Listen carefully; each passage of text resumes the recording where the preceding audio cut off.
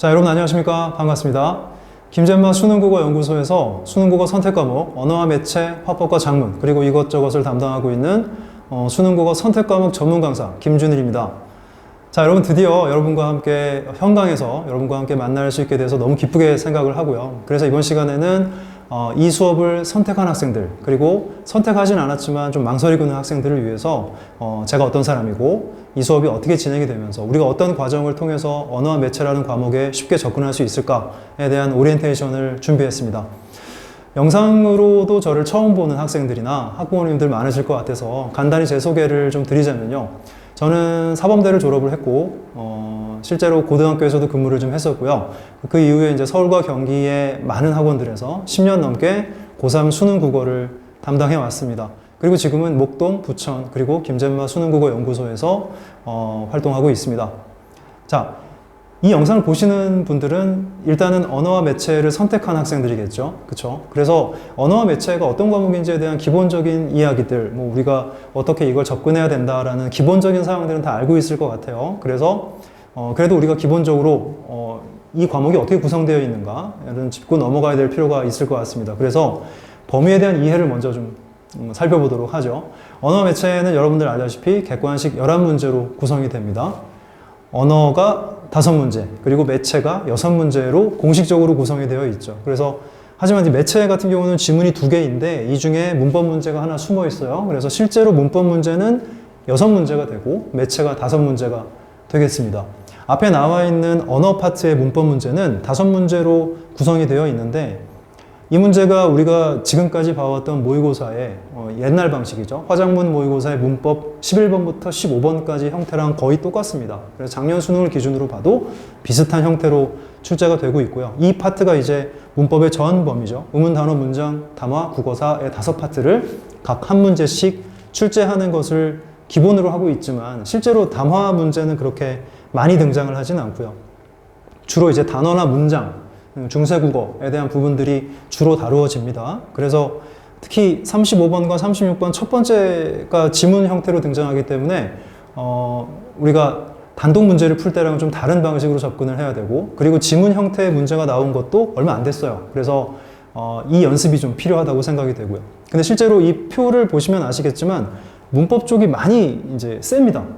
난이도가 좀 어렵다는 얘기죠. 매체 작년 수능을 기준으로 봤을 때도 매체 2지문 나와 있지만 난이도는 이제 중하나 하 정도였어요. 심지어 마지막 3문제 같은 경우는 굉장히 쉬웠습니다. 그렇기 때문에 매체에 대해서 지금 처음 시작하는 학생들, 매체라는 과목에 대해서 좀 막연한 두려움 같은 게 있다면 걱정 안 하셔도 됩니다. 우리가 화작에서 보는 작문의 문제랑 많이 흡사하거든요. 물론 약간 다른 내용들이 많이 있긴 하지만 거의 비슷한 느낌의 문제들이 출제가 됩니다. 그렇기 때문에 매체를 틀리는 학생들은 거의 없어요. 문제는 문법 파트에서 좀 많이 틀린다는 것인데 3점짜리가 또 하나씩 박혀 있어서 총 24점 만점으로 구성되어 있습니다. 그래서 24점 만점을 결정짓는 것은 역시 문법이고, 실제로 작년에 언어와 매체를 선택해서 등급이 높게 나온 상위권 학생들의 대부분은 언매 중에서 문법의 밸런스를 거의 80~90% 이상 두고 공부를 해왔었습니다. 여러분들 이제 그렇게 공부를 하셔야 될 것 같고요. 자, 언어와 매체의 장단점에 대해서도 이미 알고 있는 학생들 많이 있을 겁니다. 제가 간단히 정리를 해봤는데요. 일단 장점입니다. 장점은 독해량이 적다 이죠. 기본적으로 문법 문제는 뭐 긴 지문이 나오고 이러진 않기 때문에, 지문 형태도 되게 짧게 나오기 때문에 상대적으로 독해량이 적습니다. 이건 되게 큰 장점인 것 같아요. 문제를 빨리 풀고자 하면 정말 빨리 풀 수 있기 때문이죠.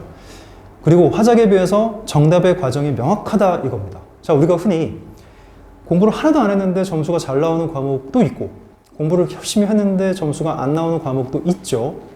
문법 같은 경우는 좀 그런 건 없습니다. 왜냐하면 어느 정도 원리가 정해져 있죠. 이 정해진 원리를 학습해서 이 원리를 적용하면 답이 나오게 돼 있어요. 그래서 공부를 한 만큼 점수가 그냥 나온다는 거죠. 그렇기 때문에 토익과 산출이 일치한다라고 봅니다. 제가 수많은 강의를 해보고 수많은 과목들을 가르쳐 봤지만 언어와 매체, 특히 문법 파트만큼 깔끔한 파트가 없어요. 어렵긴 하지만 내가 투자한 만큼, 내가 공부한 만큼, 좀 집중하고 노력한 만큼 점수가 나오기 때문에 그 부분에 있어서는 스트레스가 좀 적은 과목이긴 합니다. 그리고 네 번째 장점이 여러분들이 가장 이제 중점적으로 생각하고 있는 장점일 것 같은데, 상대적인 가산점이 부여된다라고 제가 써놓긴 했는데요. 이 가산점이라는 게 좀 오해하시면 안 돼요. 평가원 쪽에서도 가산점이라는 말을 되게 신중하게 쓰고 있습니다. 가산점이란 말 자체가 되게 뭔가 차별적인 느낌이 들고 형평성에 어긋난 느낌이 들기 때문에 가산점이라고 하지 않고 공통 과목 표준 점수의 가중치, 보상 정도라고 얘기를 하고 있는데 실제로는 언어와 매체가 화작에 비해서 학습량이 되게 많고 어렵기 때문에 이걸 선택한 학생들의 공통 과목 점수에 약간의 가중치를 부여한다. 이렇게 이제 정리가 되어 있고요. 우린 이걸 이제 보정 점수라고 하는데 이걸 간단히 말씀드리면 그런 거죠. 화법과 작문을 담았는 경우와 언어와 매체를 1개 내지 2개를 틀린 경우가 어떤 등급에 있어서는 표점이 같습니다. 그러니까 언어와 매체를 우리가 다 맞을 수 있다면 큰 시너지가 발생을 하고 등급이 바뀔 수도 있다는 거죠. 그렇기 때문에 언어 매체는 어려운 과목이긴 하지만 선택했을 때 분명히 큰 메리트가 있다라고 봅니다. 자, 이런 장점 말고도 단점도 되게 많죠, 사실은. 단점의 대부분은 어렵다는 얘기일 겁니다. 암기할 내용이 너무 많고 어렵다. 그리고 매체라는 과목, 새로운 유형의 이제 새로운 내용의 이야기들이 나오기 때문에 이런 것에 대한 자료가 부족하다라는 겁니다. 작년부터 시작이 됐죠. 이 언어와 매체 화작의 이 선택 과목이. 그래서 언어와 매체를 다루고 있긴 하지만 문법은 많은 자료들이 있지만 매체 쪽에는 자료가 별로 없습니다. 그렇기 때문에 여러분들이 혼자서 이것들을 돌파해 나가거나 정리하기가 쉽지가 않다는 거죠. 그래서 실제로 언어와 매체를 선택해서 공부하는 학생들의 대부분은 형강을 듣거나 아니면 인강을 듣거나 어떻게든 도움을 받아서 처리를 하게 됩니다. 이 많은 자료들이나 암기사항이나 우선순위를 이 소스들을 배열을 하고 정리해서 난이도별로 뭔가 제공할 수 있는 그런 프로그램들이 필요하다는 것이고 제가 이 강의에서 이제 중점적으로 생각하는 부분이겠죠. 자, 수업에 대한 파트를 이제 말씀드릴게요. 수업이 어떻게 진행이 되냐면, 자, 우리는 언제나 뭐 집중과 선택이라는 말을 하죠. 당연히 중요한 얘기입니다. 어디에 집중을 하고, 어디에 어떤 것들을 선택해야 되는가는 너무너무 중요한 것이고, 효율성을 위해서도 좀 필요한 것이죠. 자, 근데, 흔히 문법 공부를 하는 학생들의 기본적인 모습들을 보면, 대부분 개념 정리를 하고, 개념이 너무 어려운데, 이걸 외우다가 지쳐서, 실제로 문제에 나오면 잘 못 풀고, 이런 학생들 되게 많이 봤어요.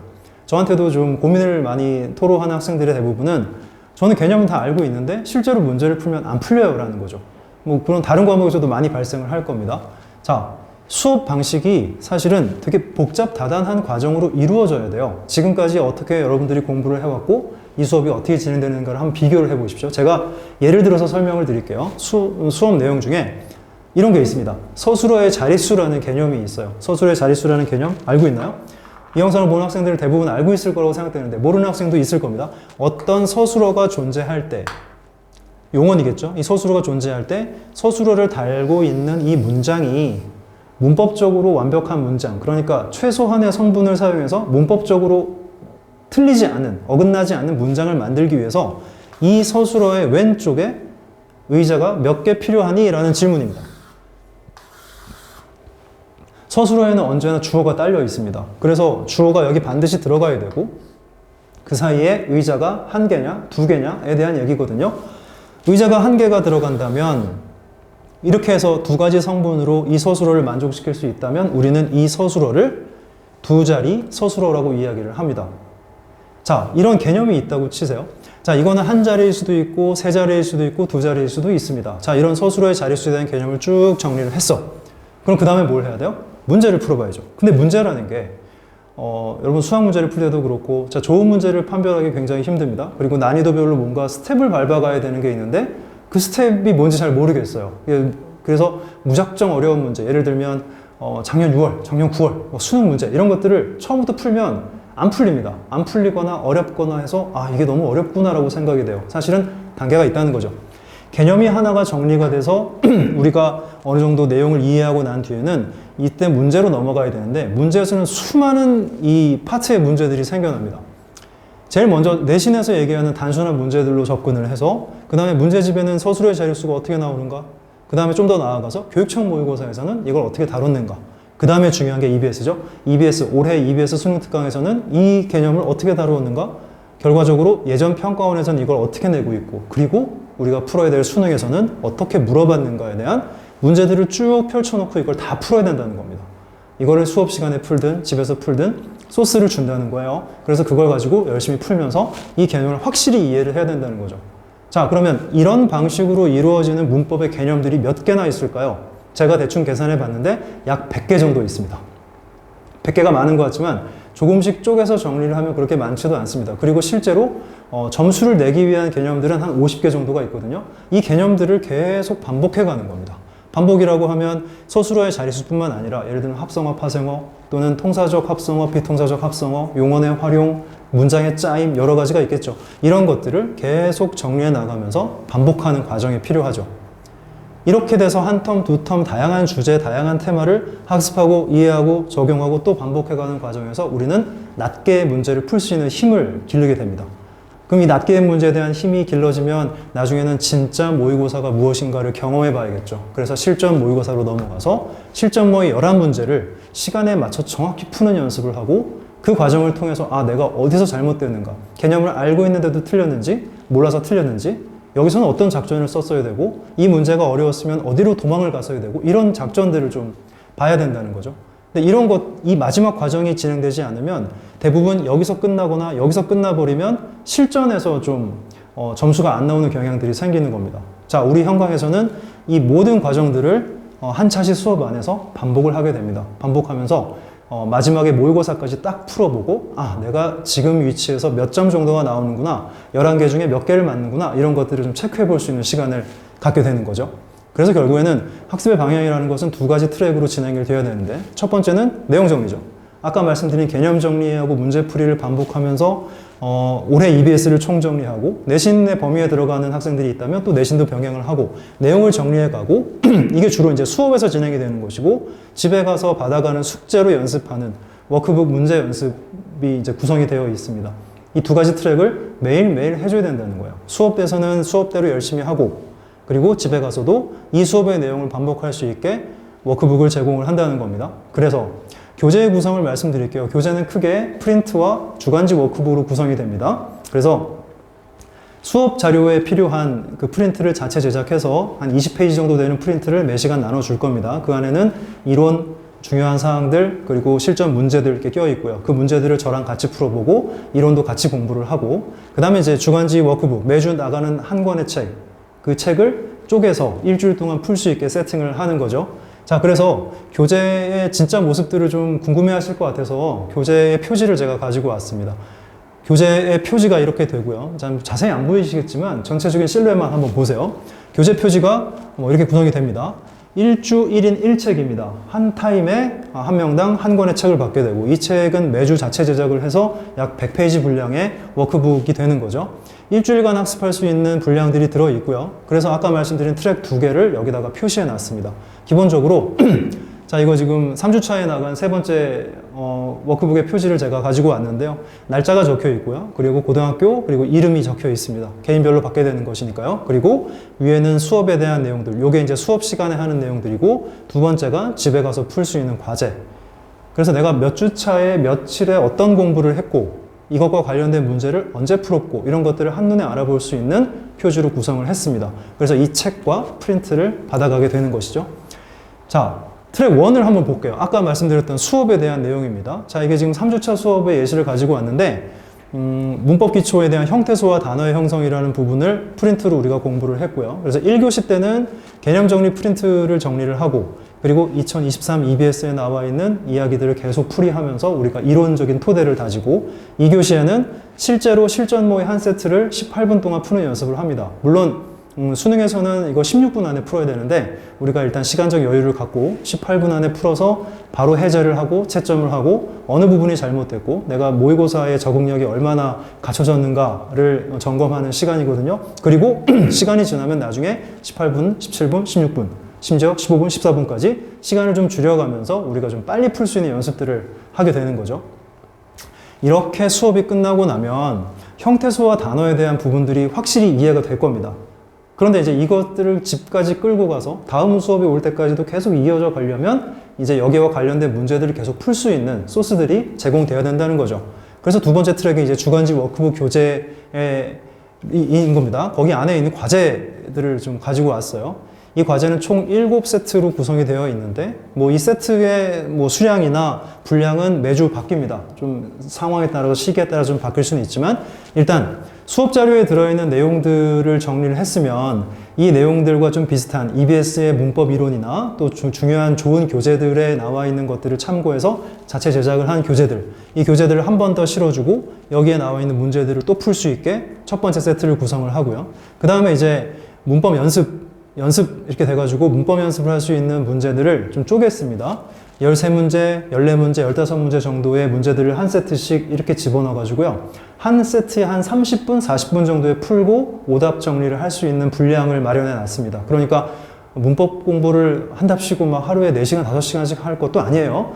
하지만 매일매일 꾸준히 하는 게 중요합니다. 하루에 한 세트씩 풀 수 있게 정리를 해놨고요. 그 다음 이제 매체 연습이죠. 매체는 작년 EBS를 기준으로 한 변형 문제들, EBS 문제들을 좀 정리해서 매체 연습을 할 수 있는 2세트를 또 실어놨고요. 마지막으로 이제 종합적인 이제 실력을 점검할 수 있는 실전 모의 11문제 세트를 2세트를 실어놨습니다. 그러면은 이거를 남은 6일 동안 이틀이나 3일에 한 번씩 이렇게 풀어가면서 실전 적응력을 계속 잊지 않고 이제 유지를 하는 거죠. 학원에서 한 번 풀고 집에 가서 한 번 풀고 며칠 있다 또 한 번 풀고 또 학원에서 풀고 해서 일주일에 3세트 정도를 풀게 되고 나중에 시간이 지나면 이 세트가 늘어납니다. 나중에 모의고사반으로 넘어가면 뭐 하루에 한 세트씩 계속 풀게 될 수가 있는 거죠. 적어도 이 4주 특강을 통해서 여러분들은 모의고사를 약 15회에서 20회 정도를 풀게 될 겁니다. 그렇게 되면 적어도 11문제짜리의 문제를 풀 때 어떤 감각들, 작전들 이런 것들이 좀 생길 거라고 생각합니다. 결국 언어와 매체라는 선택 과목에서 승리할 수 있는 장기적인 전략이라고 하면 기본 개념에서 올해 EBS에 등장하는, 올해 EBS 연계교재에 등장하는 이론들까지 다 정리가 돼야 됩니다. EBS는 50% 연계인 거 알고 있죠. 그래서 EBS에 나와 있는 이론들 그리고 중점적으로 다루는 테마들이 그해 수능에서 출제될 가능성이 굉장히 높다는 겁니다. 그리고 나서 유사 변형 문항이나 실전 11문제 모의고사 세트를 계속적으로 풀어주면서 실전 감각을 길러야 된다는 것이죠. 수업 시간에는 뭐 이런 수업 말고도 쪽지 시험이나 리뷰 테스트나 구술 테스트나 이런 것들을 통해서 여러분들의 그 지금까지 암기 상황이나 앞으로의 계획들 좀 많이 얘기들을 하게 될 것이고요. 자, 자세한 이제 현강 일정이나 시간표 같은 것들은 각 학원에 문의하시면 상세히 답변을 해드리겠습니다. 자, 어땠나요? 여러분들 이 수업에 대해서 좀 이해가 됐으면 좋겠고요. 우리 현강에서 꼭 만나서 즐겁게 수업했으면 좋겠습니다. 감사합니다.